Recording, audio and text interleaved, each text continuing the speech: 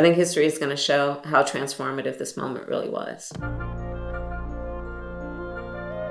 One of the most enduring aspects of our legacy is that we both wake up every morning with our first and highest priority being the safety, the security, and the prosperity of the American people.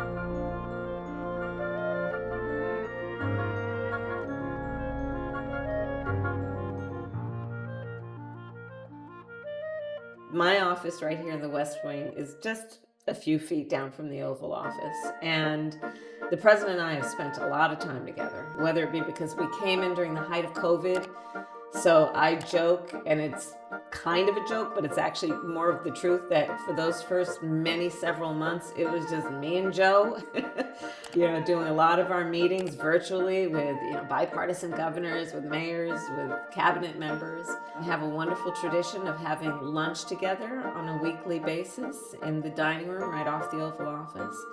And oftentimes, especially at lunch, our conversation is about our families. It's about, how we're doing and just catching up on a very personal level. And I think there's something about the behind the scenes, if you will, of the relationship that is very special.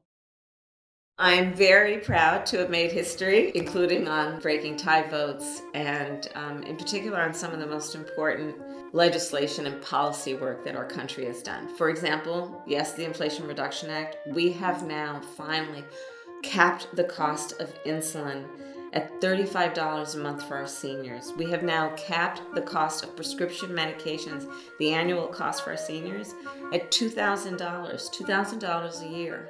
Access to healthcare should be a right and not just a privilege of those who can afford it. I'll tell you, I was the first vice president who has visited a reproductive health clinic. A lot of those clinics are closing.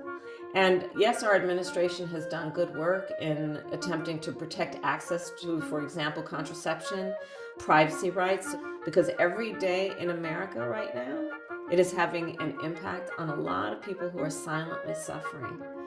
And none of us should stand for that. So I lead the Office of Gun Violence Prevention. We created this office to prioritize within the White House and within our country the seriousness of gun violence in America. I have seen the trauma that gun violence has created within communities, within families, needless suffering. And so the work that we have been doing is to highlight the fact that there are reasonable policies that we could put in place. Part of the work that I'm most proud of is also what we have done to put resources, now $1 billion, into putting more mental health professionals in America's public schools. The legacy of the Biden-Harris administration, I think history is going to show, has been of a transformative administration. It's going to be about seeing that the work that we did, the detail of that work, was about an investment in America's future with a spirit that was ambitious and aspirational and fueled by a lot of hard work, and that we got a lot done.